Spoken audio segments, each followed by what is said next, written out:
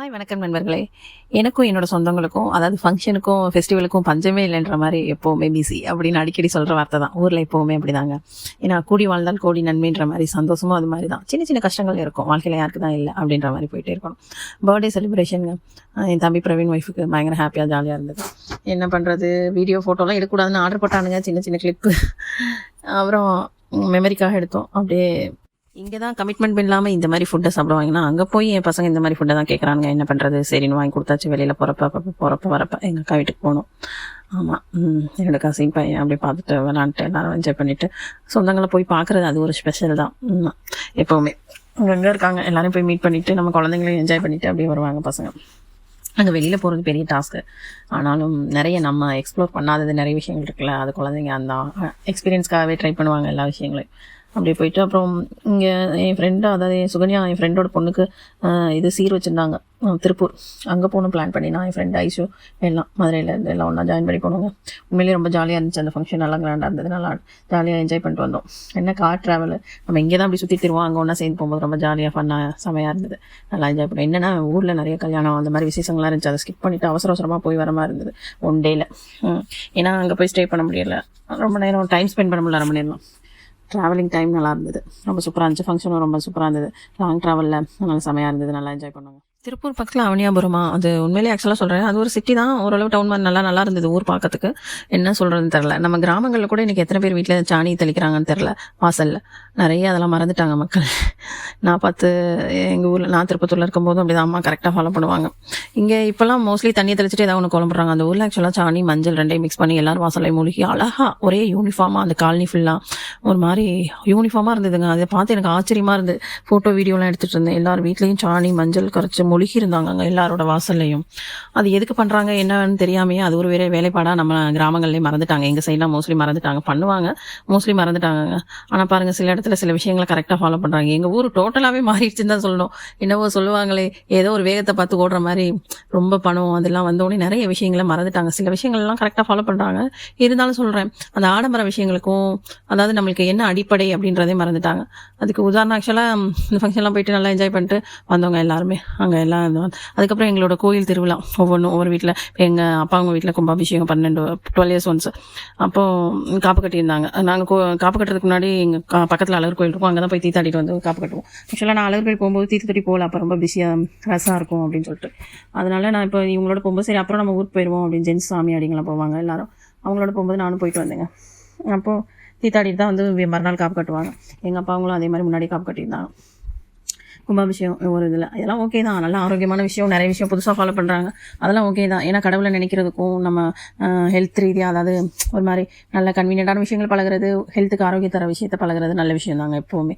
ஆனால் என்னென்னா சில விஷயங்கள் அடிப்படை, சில விஷயங்கள் எல்லாம் மறந்துட்டாங்க. அதாவது நான் பார்த்த கிராமம் எங்கள் ஊரில் இப்போ இல்லை. உதாரணத்துக்கு எங்கள் கோயிலே இப்போ கும்பாபிஷேகம் வருடாபிஷேகம் பண்ணுறோம், கோயில் நல்லா இருக்குது. சிட்டியில் எல்லா கோயிலும் அப்படி தானே இருக்கும். ஓகே, கிராமத்தில் அதாவது அந்த லைவ்னஸோட அப்படி இருந்த கோயில் டோட்டலாக மாறிடுச்சுங்க. நான் பார்த்து அந்த கோயிலை எவ்வளோ என்ஜாய் பண்ண விஷயங்கள், அதாவது இப்போ நாங்கள் ஒவ்வொருத்தரும் மூணு பேர், எங்கள் அப்பா வீட்டு சைடில் 3 பேர் அண்ணன் தம்பிங்க. அது இப்போ ஒவ்வொரு ஆளாக தனித்தனியாக பிரிஞ்சுட்டாங்க. அவங்கவுங்க பெரிய ஆளுன்னு நினச்சா அவங்களுக்கு மரியாதை வேணும். ஒவ்வொருத்தராக ஒரு ஈகோ ப்ராப்ளம், யாரையுமே இவங்க தான் கரெக்டாக அவங்க கரெக்டானு சொல்ல முடியாது. எல்லாருக்குமே அவங்கவுங்களுக்கு நான் பெரிய ஆள் நீ பெரிய ஆளுன்னு அப்படி பிரிஞ்சுட்டாங்க. ஒரு யூனிட்டி ஒற்றுமை இல்லாமல்.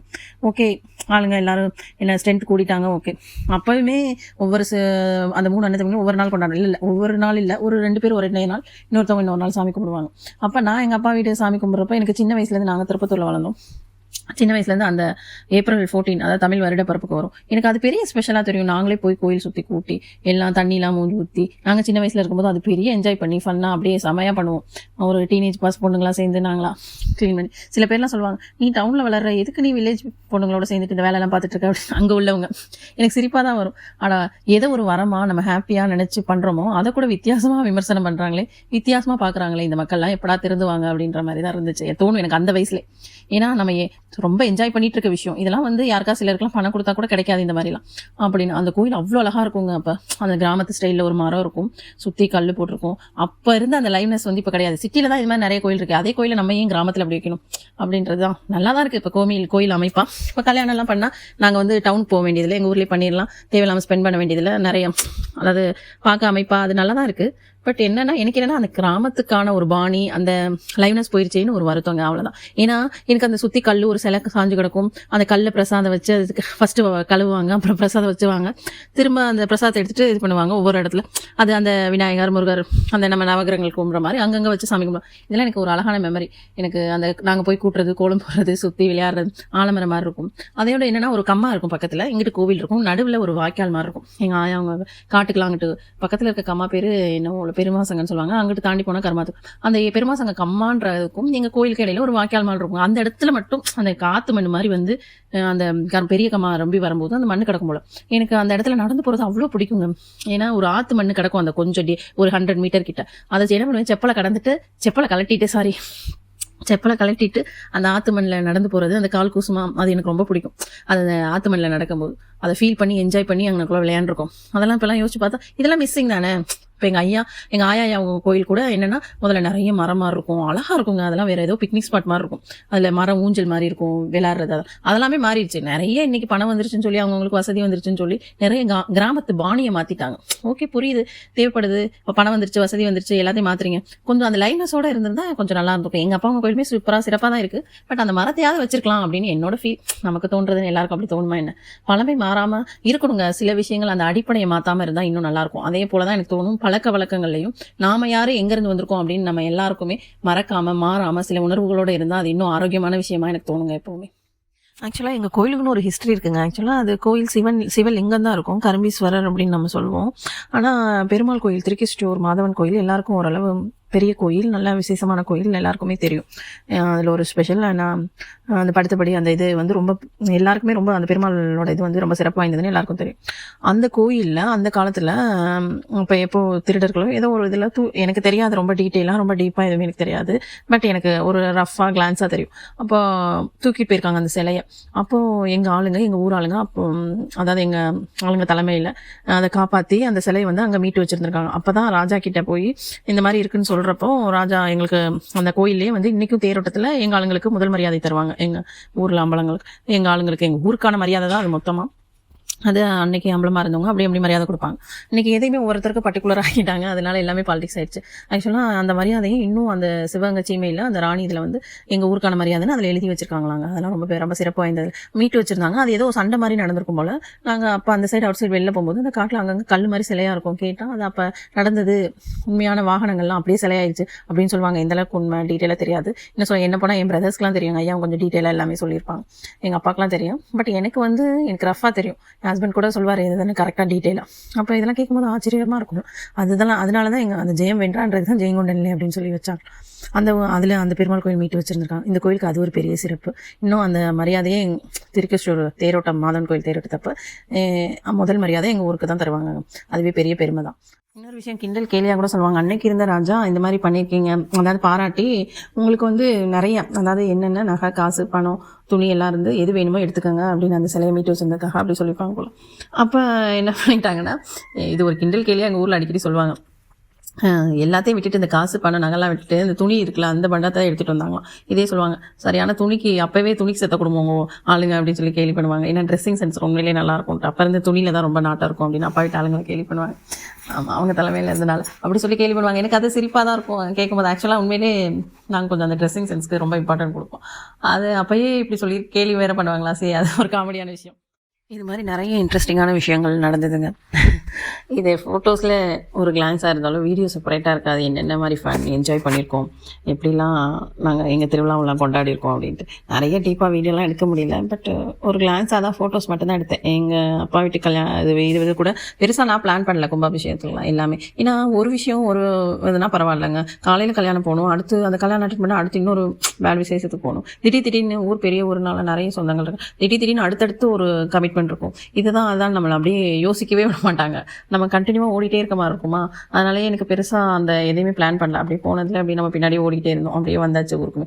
அடுத்தடுத்து அப்படியே பாதி நேரம் ஹாஸ்பிட்டல் தான். இந்த இதுவும் அப்படி வருடாபிஷேகம்லாம் பெருசா நான் ஃபோட்டோவே எடுக்கல, அந்த அளவுக்கு பிஸியாக அப்படின்னாலும் பண்ணாங்க சிறப்பாக. நான் கூட எக்ஸ்பெக்ட் பண்ணல இவ்வளோ தூரம் நல்லா சிறப்பாக பண்ணாங்க. 2 நாள் அன்னதானம் வச்சாங்க, ஒரு நாள் வெஜ்ஜு ஃபுல்லாக வருடாபிஷேகம் வச்சு அது யாகசாலை வச்சு சாமியாடிங்களாம் வச்சுட்டு அந்த கும்பத்தில், அதாவது நம்ம கோயில் இதில் சிலைகளை தண்ணி ஊற்றி அபிஷேகம் பண்ணி வெஜ் சமைச்சு மறுநாள் மதுரை சாமிக்கும் சின்னகர பெரிய அதுக்கு அப்படி சொல்லி அங்கிட்ட ஆடு பிள்ளை கொடுத்து அதெல்லாம் சிறப்பாக பண்ணாங்க. அதுக்கப்புறம் நான்வெஜ் சாப்பாடு அதெல்லாம் நல்லா இருந்தது. நான் எக்ஸ்பெக்ட் பண்ணவே இல்லை. இந்த தடவை ஊரில் நிறைய அதாவது நாங்கள் அந்த டைமில் போகிறோம்ல, அது பீக் மாதிரி நல்லா நிறைய இருக்குது கமிட்மெண்ட். ஃபெஸ்டிவலும் நல்லா என்ஜாய் பண்ணாங்க. ஓகே தான், அதாவது பழசையும் மறக்காமல் இருந்தால் இன்னும் நல்லாயிருக்கும் அப்படின்றதுலாம் என்னோட கருத்து. ஏன்னா நிறைய பழசுங்களை விட்டுட்டு புதுசாக நிறைய விஷயங்களை தொடங்க ஆரம்பிச்சிட்டோம். நல்ல ஆரோக்கியமான விஷயம் எப்போவுமே அது தப்பு சொல்ல முடியாது.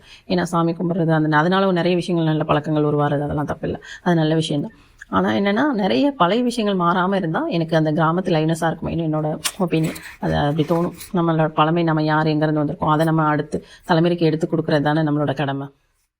என்னை பொறுத்தவரை நம்மளோட சந்தோஷம் அடுத்தவங்களை பாதிக்காமல் இருக்க வரைக்கும் எதுவுமே பிரச்சனையே இல்லைங்க. எப்போவுமே எந்த சின்ன விஷயங்களையுமே நம்மளோட என்னமோ அடிக்கடி ஒரு டைலாக் எனக்கு ஞாபகம் ஏதோ விஜய் படத்தில் கூட பார்த்துருக்கேன். நம்மளோட சின்ன ஸ்மைல் கூட அடுத்தவங்களை அஃபெக்ட் பண்ணாமல் இருக்கணும் அப்படின்றது தான். மற்றபடி ஒன்றும் இல்லை, எல்லாம் சந்தோஷம் ஹாப்பி நிறைவாக வாழ்றது வாழ்த்துக்கள். இங்கேருந்து போகிறப்போ உள்ள சந்தோஷம் பிரகாசம் மூஞ்சியில் திரும்பி கிளம்புறப்ப இருக்கவே இருக்காது. அதான் ஒரு பெரிய ஷாக்கான விஷயம். மூஞ்சி பார்த்தாலே எனக்குலாம் காமெடியாக இருக்குது இந்த ஃபோட்டோஸ் எல்லாமே. நாங்கள் கரெக்டாக ஊருக்கு போகிறோம் முதல் நாள் என் தம்பி திடீர்னு ஏதோ பேங்க் வேலை இருக்குன்னு சொல்லி வந்திருந்தான். பயங்கர சர்ப்ரைஸாக இருந்தது. அப்போ எல்லாம் சென்ட் பண்ண வந்திருந்தாங்க. எல்லாத்தையும் ஒரே இடத்துல நாங்கள் ஊரில் 3 பேரும் ஒரே இடத்துல இருந்து ரொம்ப வருஷம் ஆச்சு. 3 பேர் மீட் பண்ணும்போது ரொம்ப சந்தோஷமாக இருந்துச்சு. அப்புறம் நான் உடனே கிளம்பிட்டோம்ல. அதான் நம்ம ஊருக்கு இங்கேருந்து போகிற ஹாப்பினஸ் பொலிவு அந்த மூஞ்சி அங்கேருந்து வருது. 3 மாதம் இருந்தாச்சு. நிறைய ஓடவும் நமக்கு எனர்ஜி இல்லை, இருந்தாலும் மிஸ்ஸிங் சம்திங் இஸ் மிஸ்ஸிங்கிற மாதிரி அப்படியே மூஞ்சியில் தெரியுது. நம்மளோட மூஞ்சியில் நிறைய விஷயங்கள் ஒரு மாதிரி ஏன்னா நம்ம எல்லாரும் நம்ம கூட இல்லைல்ல, நம்ம அம்மா அப்பா மாமியார் எல்லாரும் அங்கே இருக்காங்க, நாம் இங்கே இருக்கோம். எதுனாலும் அப்படி ஒரு மாதிரியான பயம் உணர்வோடு தான் வருமே இப்போலாம். இப்போ ஏன்னா நமக்கான கடமைகள் நிறைய ஸ்கிப் பண்ணிட்டு தான் நம்ம இங்கே உட்காந்துருக்கோம் அப்படின்ற மாதிரி ஒரு கில்ட்டியாகவும் இருக்கும் எனக்கு. ஓகே, நம்ம படிப்பு பிள்ளைங்க ஹஸ்பண்ட் எல்லாம் ஒரே இதாக இருக்கும், ஒன்றா இருக்கும் ஃபேமிலியாக, இதான் நமக்கான லைஃப் அப்படின்னு மைண்டுக்குள்ளே வச்சுக்கிட்டா கூட நமக்கான கடமைகள் சிலத்தை ஸ்கிப் பண்ணி தானே அவங்க வந்திருக்கோம் அப்படின்ற ஒரு ஏமாற்றம் ஏக்கம் இருக்கும் கிளம்பும் போது எப்போவுமே ஊரில். விட்டுருப்பேன் இருக்கலாம்.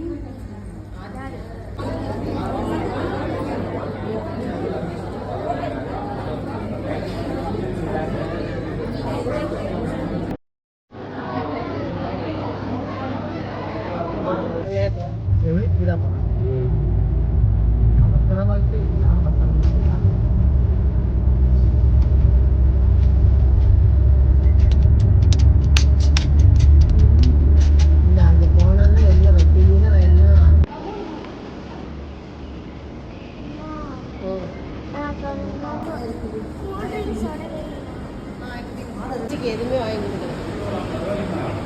அது கையை பிடிச்சிக்கிட்டு அவங்க அத்தையை பிடிச்சிக்கிட்டு நடந்து வரேன்.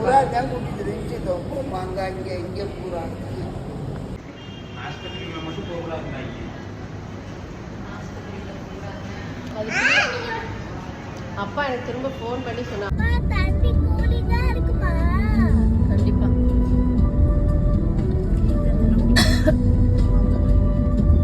இன்னைக்கெல்லாம் எங்க அப்பா சோலோவா வந்துட்டு போறாரு. நல்லதுதான்.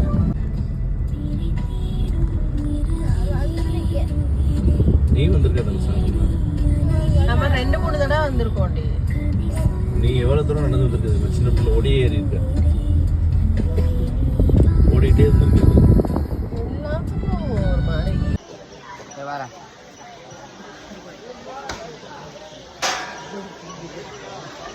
எங்க என் பொட்டை காணும்.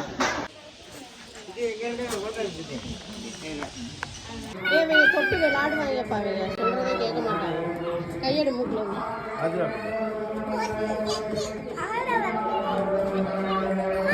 வேகமா வாங்கிட்டு ஓடியா. எல்லாம் வேணாம் போட்டோ எடுத்துக்கீங்க. பே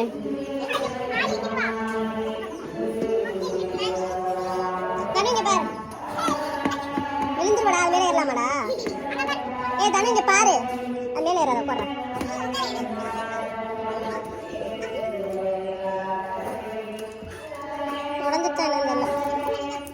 அவன் அனுப்பிச்சிருக்காங்க போட்டோ. ஆனா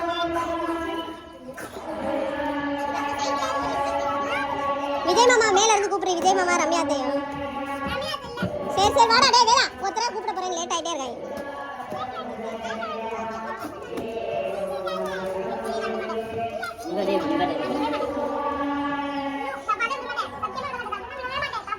நிமிஷா வா அப்புறம் போய் குளி.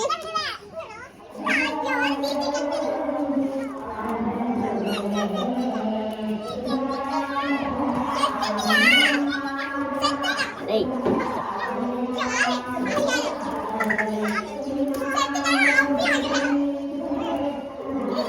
சுச்சு அமதிடா. அமைதியாரு அமைதியாரு அமைதியாரு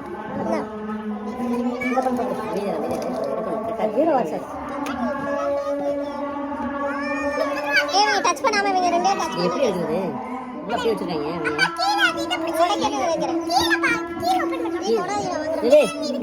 அப்படியே கழட்டிடுவோம்டா ஏய் சிசர் எடுத்து வா நிமிஷா. கத்தி போதும் இல்லைடா இதுக்கெல்லாம் கத்தி போதும் இல்லை இல்லை வேணாம் இல்லை இல்லை இல்லை தமிழ் எல்லாம் க்ரீமா தான் இருக்கும், கேக்காவே இருக்காது. ஐயோ விடுங்கடா இங்க வா நீ. எடுப்பா எடுப்பா எடுத்துக்க ஓடியா ஓடியா வா ஏ அது வேணாம் அது வேணாம்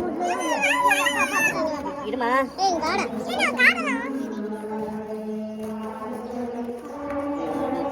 தானே இங்க பாரு.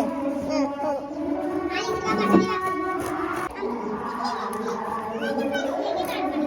அங்கதாண்டி திருப்பத்தூர்.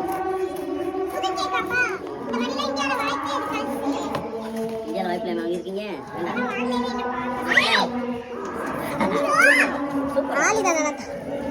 ஏன் ஆலி? அங்க போய் நில்லு தரேன். ஏய் தொடாத. வெயிட் பண்ணு வெயிட் பண்ணு வெயிட் பண்ணு கத்திலாம் கொடுக்கலையாங்க.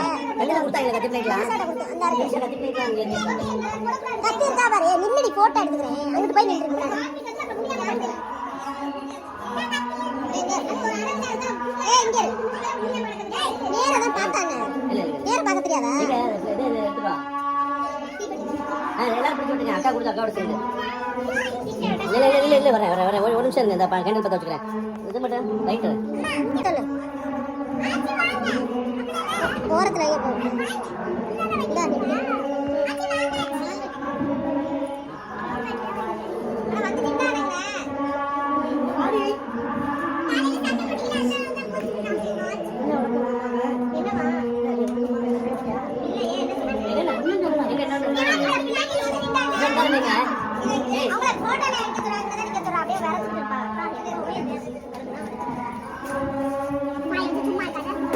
கம்மி தட்டி விட்டு வாங்க கம்மி இருக்கலாம் நீங்க போய் நில்லுங்க.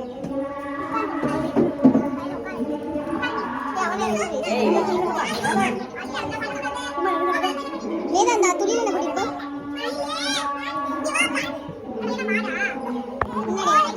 சரி சரி விடு விடு அவன் மேல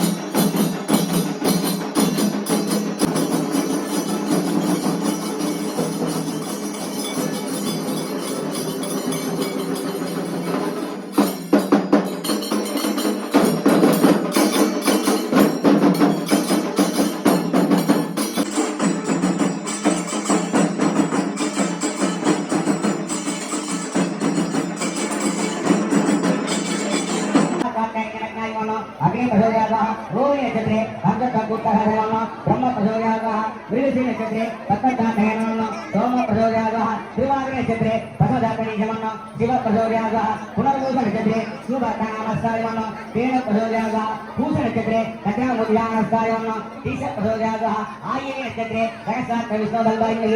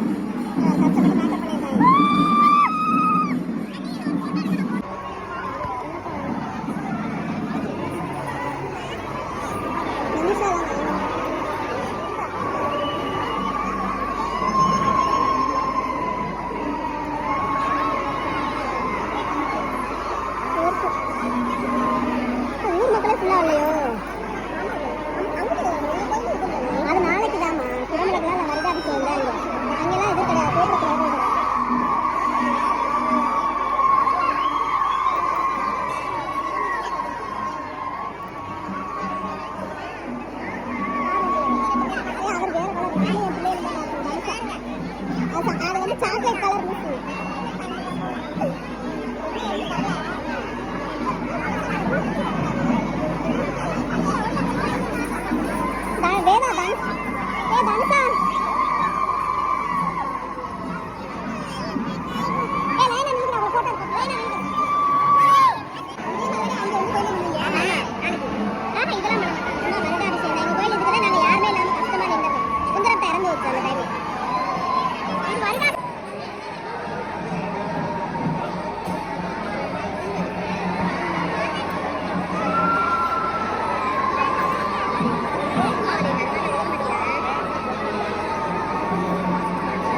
மந்திர சொன்னா தானே வரும். அது நான் கருடர் வந்துட்டாங்க சொல்றேன் கேட்கல.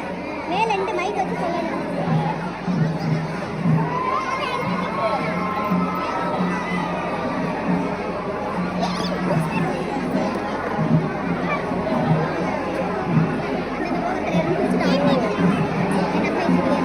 இல்ல பிரிச்சுட்டாங்க. இல்ல இந்த கோபுரத்தை முத நாளே பிரிச்சுட்டாங்க. 2 நாள் ட்ரையல் நடக்குதுலடி. சொல்லுவேன்.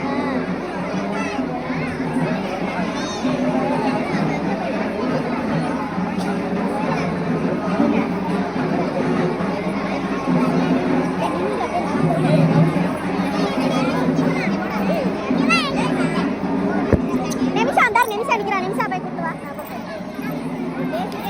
சும்மா அதோட சேர்ந்தாலே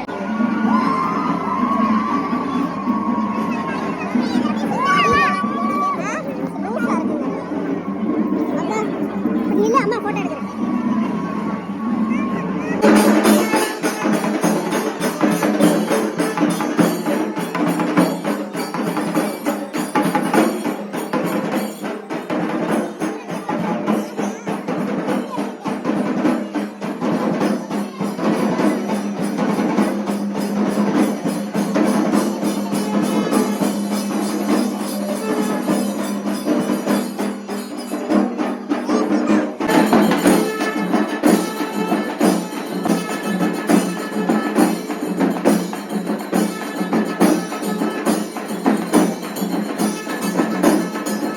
பேசி கொடுத்திருக்க நண்பர்கள் அந்த ஓரத்தில் வந்து வண்டியை உள்ள விடாம வெளியில பாத்துக்கோங்க.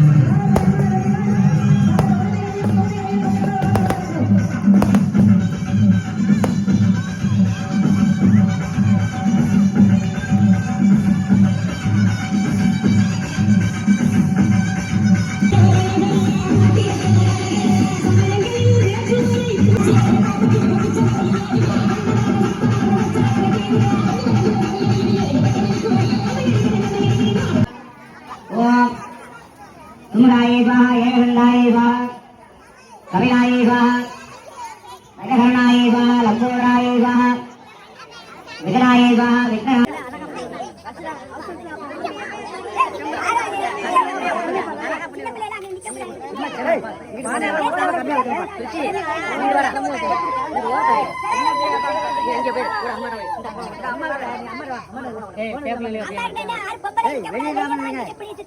கொஞ்சம் தள்ளி அதெல்லாம் அவர் வந்து எல்லா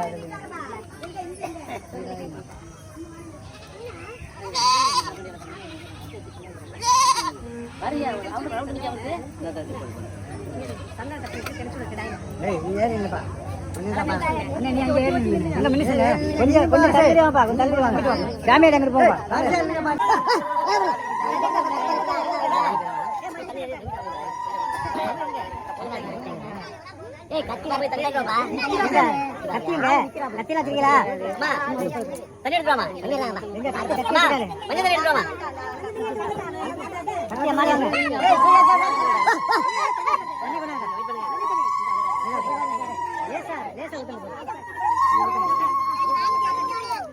போதும்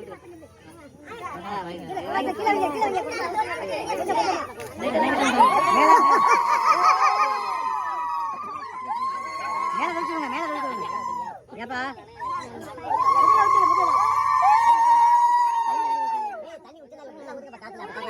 காத்தால வச்சுங்க